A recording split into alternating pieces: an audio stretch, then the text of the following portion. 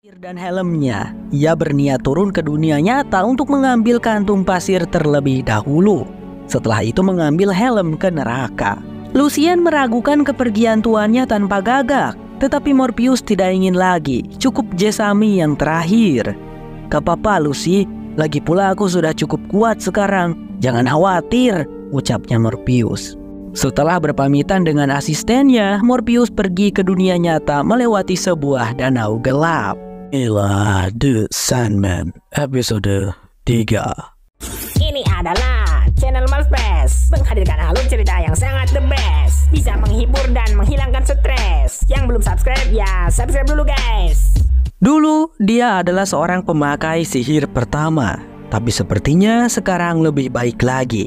Dia membenci orang-orang yang menganut sekte dan berniat menyadarkan orang-orang yang terjebak di sana. Kini dia akan mendatangi bar. Adiknya datang tergesa-gesa memberitahukan bahwa ayahnya tergeletak di lantai. Sang adik takut ayahnya akan seperti ibunya yang tergila-gila menjadi pengikut iblis. Tetapi pada akhirnya nyawanya dikorbankan. Dan benar saja pemuda tersebut baru saja melakukan ritual setan bersama para anggota lainnya. Tetapi yang lain masih ada di dalam bar. Johanna memutuskan untuk mengecek ke dalam dengan membuka pintu perlahan. Namun tiba-tiba tubuhnya tertarik hingga terlempar ke dalam sana. Ia membuka matanya dengan paksa. Beruntung itu hanyalah sebuah mimpi buruk. Tapi entah sampai kapan Johanna selalu dihantui mimpi buruk tersebut. Johanna mendapat kabar dari neneknya bahwa Morpheus sang Sandman akan datang untuk mengambil pasirnya. Johanna sangat antusias dan menunggu kedatangan Morpheus. Dan sepertinya si Johanna ini bukan orang sembarangan. Constantine yang merupakan nama panjangnya adalah salah satu orang-orang yang sakti dan tentunya memiliki umur yang panjang. Johanna juga bisa disebut seorang pendeta, seperti sekarang ini. Dia mengunjungi gereja untuk menikahkan seorang putri dengan seorang laki-laki biasa.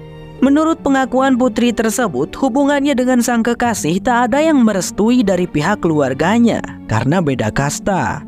Tetapi karena ia mencintainya dan laki-laki tersebut juga kekeh untuk menikah, maka putri itu mau-mau aja. Tetapi nikahnya secara sederhana yang penting sah. Sebenarnya Johanna udah punya feeling buruk pada kliennya. Pasalnya laki-laki yang akan dinikahi putri itu seperti tidak sabar dan menunggu sesuatu. Bahkan saat membaca janji pernikahan, laki-laki tersebut seperti tak nyaman dengan doa yang Johanna baca. Ia meminta Johanna untuk berhenti. Dan tiba-tiba tubuh laki-laki itu memelar sehingga menghancurkan bentuk aslinya.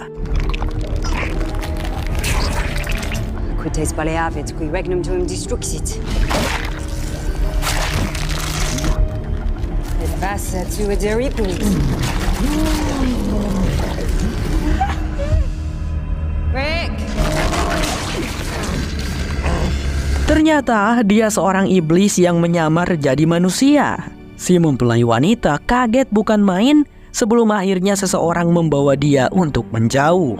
Morpheus tiba-tiba datang mengagetkan Johanna.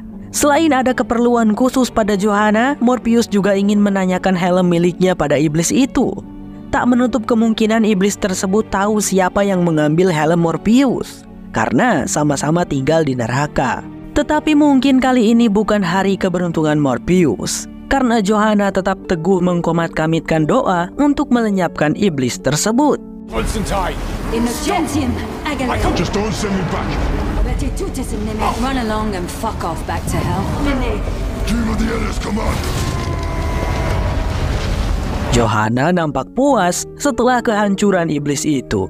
Dia berjalan dengan santai meninggalkan Morpheus yang masih kesal. Di luar ia bertemu lagi dengan neneknya. Neneknya tersebut lalu menunjuk Morpheus bahwa dialah Sandman itu, raja mimpi yang mencari keberadaan kantung pasir miliknya. Johanna sedikit kaget karena ternyata yang tadi mencegah aksinya memang raja mimpi. Langsung saja Johanna menanyakan ada keperluan apa Morpheus padanya. Kemudian Morpheus menceritakan apa maksud dan tujuan kedatangannya pada Johanna. Tetapi permintaan Morpheus justru ditolak karena Johanna tak memegang pasirnya. Entah ada di mana karena tak berguna sama sekali. Johanna meminta Morpheus untuk tidak mengganggunya. Mending fokus sama Gagak aja katanya. Sontak Morpheus bingung, Gagak yang mana? Karena Gagak yang selalu bersamanya udah mati waktu itu. Dan untuk memiliki Gagak baru sepertinya enggak dulu. Walaupun Lucien selalu menyarankan. Morpheus menghampiri Gagak yang dimaksud Johanna. Tak sadar saat itu juga Johanna pergi entah kemana. Morpheus meminta Gagak itu untuk balik lagi ke alam mimpi. Ia tidak merasa butuh. Tetapi kata si Gagak, Lucien juga udah bilang kalau Morpheus pasti akan menolak kedatangannya. Si Gagak itu bernama Matthew. Dia dulunya manusia, tapi begitu mati tubuhnya menjadi Gagak. Matthew juga bingung dosa apa yang dulu ia perbuat sehingga menjadi bersayap. Matthew menyadarkan Morpheus bahwa Johanna telah pergi. Tetapi kata si Gagak, untuk mencari Johanna, Morpheus bisa dengan mudah menemukannya dengan cara masuk ke dalam mimpi Johanna.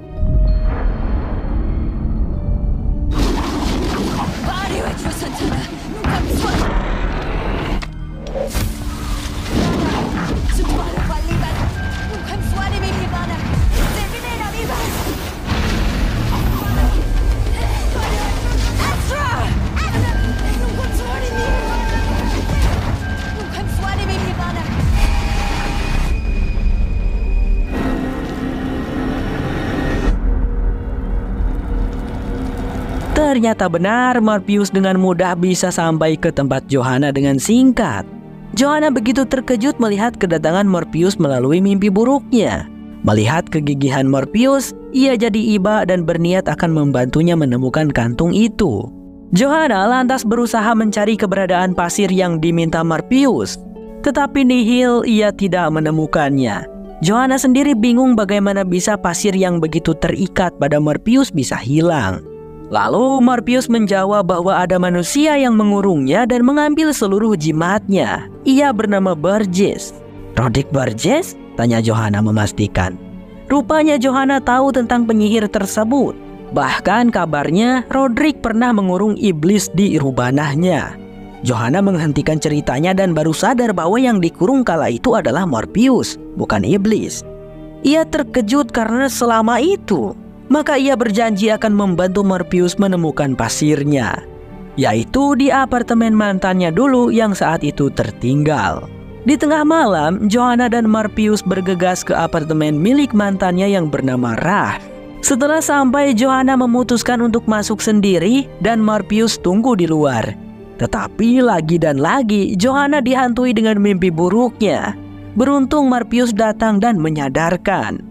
Johanna membuka pintu kamar Rah perlahan. Ternyata kondisi Rah sangat buruk akibat mempergunakan pasir tersebut. Morpheus mengambil pasirnya yang telah menempel di tangan Rah. Johanna memohon pertolongan agar Morpheus mau membantu Rah untuk bisa meninggal dengan tenang. Akhirnya berkat negosiasi Johanna, Morpheus mau membantu Rah. Johanna memutuskan untuk menunggu di luar, sementara Morpheus mencoba menolong Rah dengan kekuatan yang ia punya.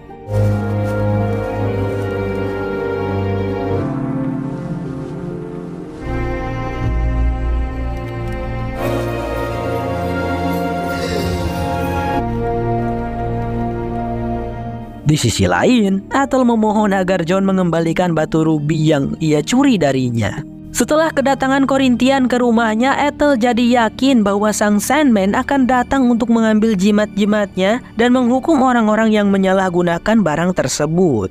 Ethel takut putranya kenapa-napa. Tetapi kata John, batu rubi tersebut telah ia modifikasi dan sayangnya ia tidak mau mengembalikan rubi itu.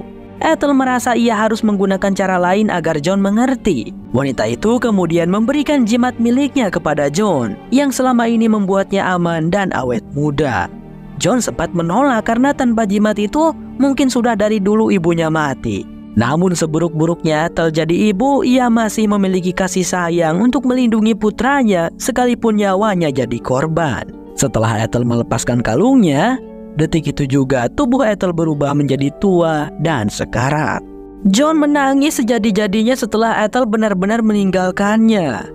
Rupanya tangisan John terdengar keluar. Salah satu penjaga datang dan menuduh John membunuhnya. Kejamnya John, ia malah mempergunakan jimat ibunya dengan membunuh orang yang menghalanginya kabur.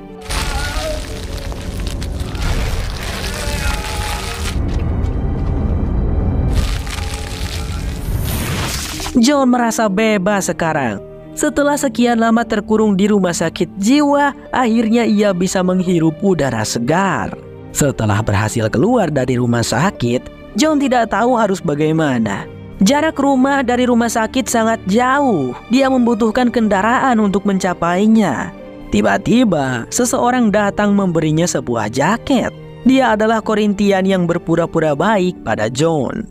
Sementara Morpheus kembali menemui Johanna setelah menyelesaikan tugasnya untuk Ra. Wanita itu tersenyum setelah tadi ia marah-marah. Ia meminta Morpheus jangan samakan manusia yang lain dengan Roderick Burgess. Johanna juga meminta Matthew untuk terus menjaga Morpheus kemanapun ia pergi.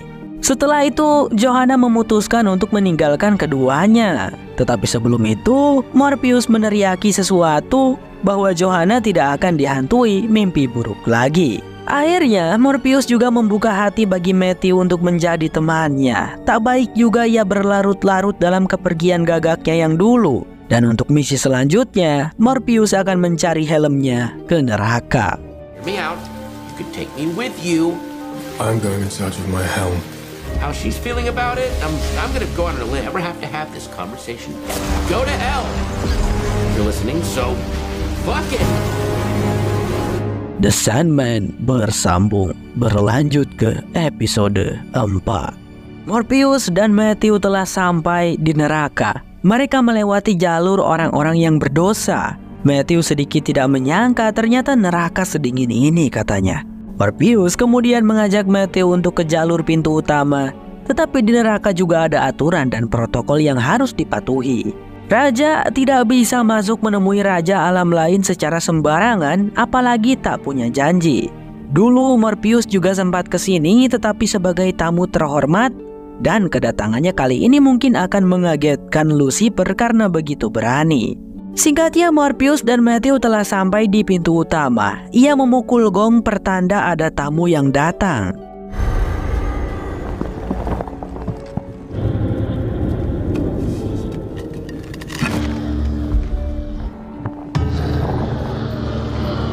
Tak lama, sosok iblis penjaga pintu datang dan menanyakan ada keperluan apa Morpheus ke neraka.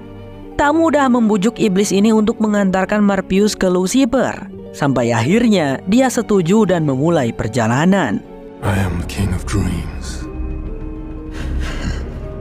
And who might you be? Greetings, Squatter Bloat. Shall I use it to haunt your dreams? Di sisi lain, John tengah mencari jalan pulang. Ia malah tertabrak mobil. Seseorang keluar dari mobil tersebut dan hendak menolong John. Dia bernama Rosemary. Wanita baik hati ini menawarkan diri untuk membantu John sampai ke rumahnya sebagai permintaan maaf.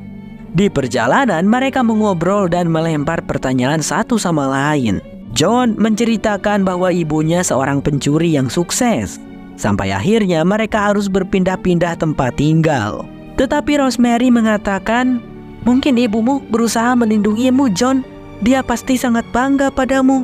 Kemudian John mengatakan bahwa ia juga seorang pencuri karena telah mencuri batu rubi ibunya. Sehingga ia dimasukkan ke rumah sakit jiwa karena akibat pencuriannya itu ia membunuh banyak orang.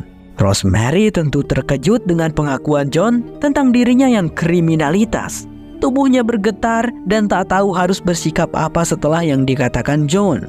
Sepanjang jalan, Rose berusaha untuk tetap asik dan menjawab seluruh pertanyaan John. Tak ada lagi yang bisa ia lakukan. Rose sempat ingin menghubungi polisi, tetapi mobilnya tergelincir lalu mengurungkan niatnya.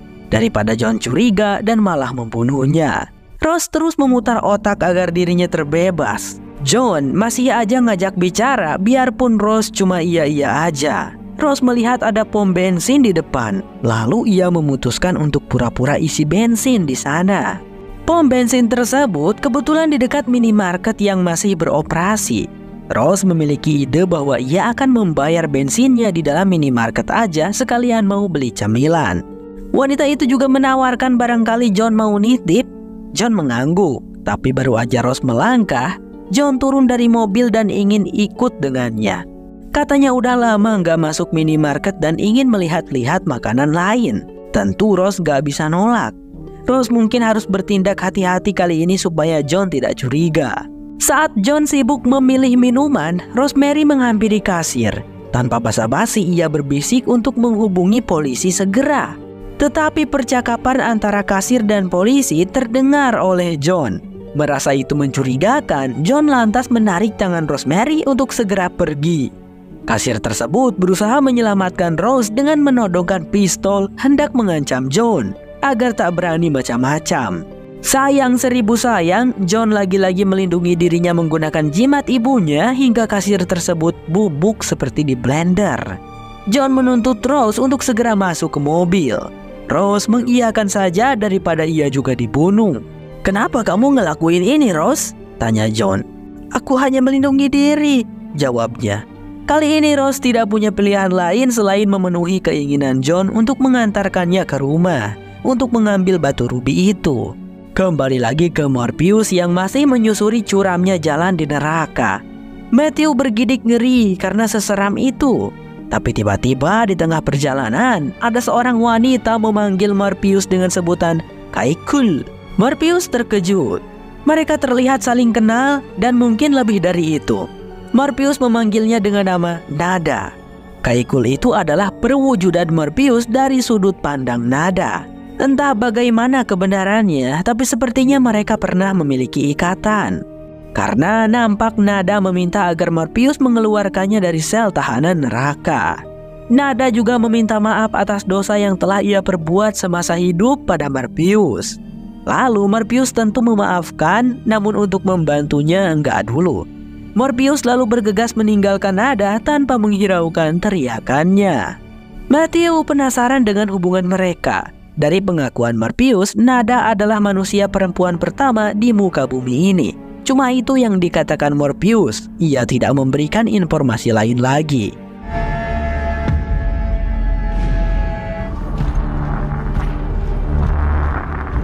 Why are we stopping?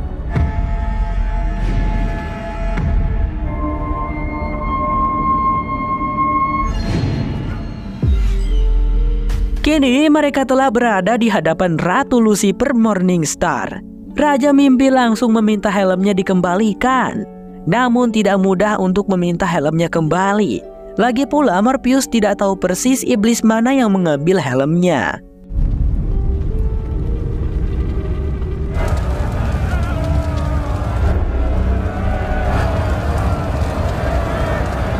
Dengan bantuan pasir miliknya, iblis yang dimaksud pun datang. And now it brings that which is mine in hell. Defenseless.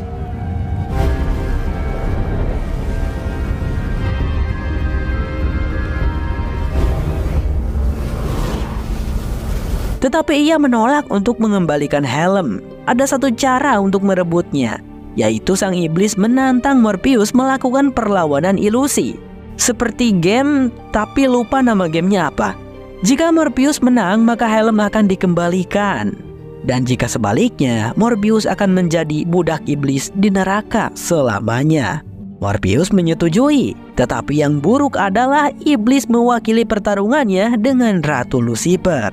Morpheus takut itu akan memperburuk kedekatan mereka. Tetapi ia tidak punya pilihan lain lagi selain lanjut melawan. Sebelum pertarungan dimulai, Morpheus menghampiri Matthew untuk kembali ke dunia mimpi. Lucian perlu tahu kondisi Morpheus di neraka jika ia kalah.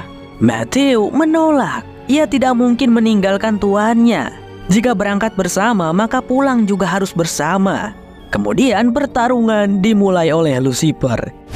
Welcome, ladies and gentlemen, to represent the delectation, a formal challenge. As the challenge? Aku adalah serigala mengerikan, menguntit mangsa, mematikan. Lalu dibalas oleh Morpheus. Aku adalah pemburu berkuda, penikam serigala. Balasan Morpheus membuat Lucifer tertusuk panah dan mulai tak terima. Lalu ia membalas. Aku adalah ular, menggigit kuda, berbisa. Sontak Morpheus meringis kesakitan oleh ilusi yang Lucifer lempar.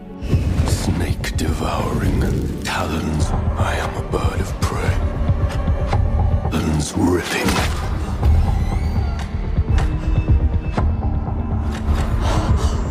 I am warm life, Desputia bacterium. I am space floating, world nurturing. I am a nova. Cremating.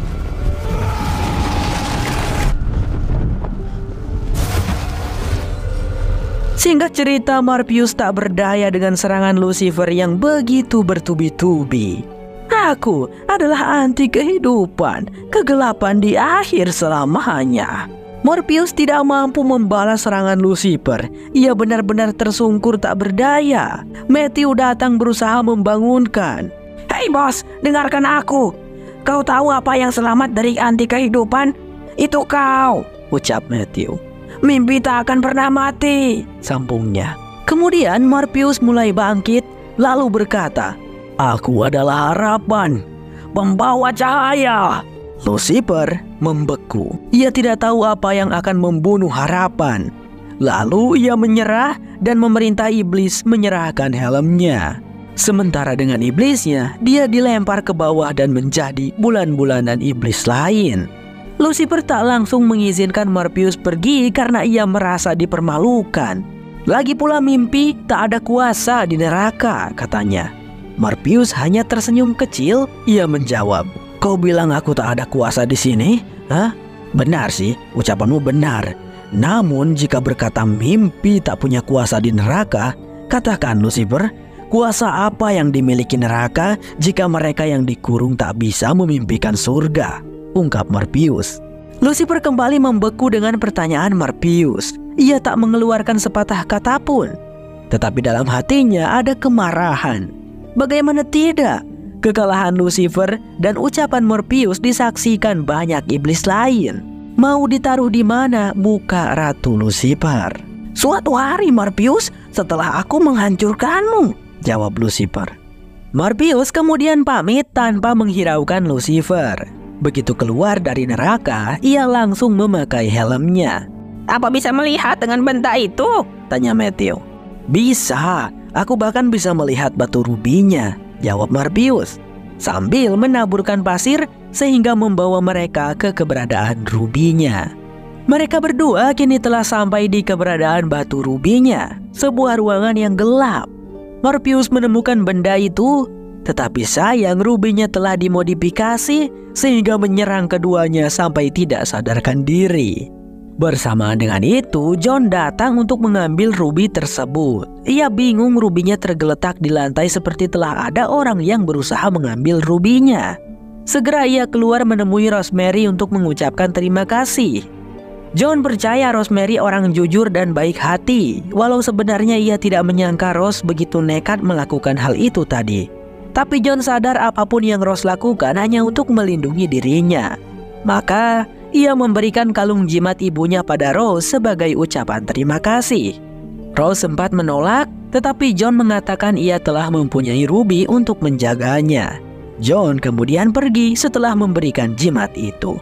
Lalu berjalan sambil memegangi batu rubi. Rubi tersebut akan John gunakan untuk melindungi dunia dengan membuat orang-orang berkata jujur. Itulah misi utamanya. The Sandman bersambung. Sampai jumpa lagi di The Sandman episode 5. Bye-bye.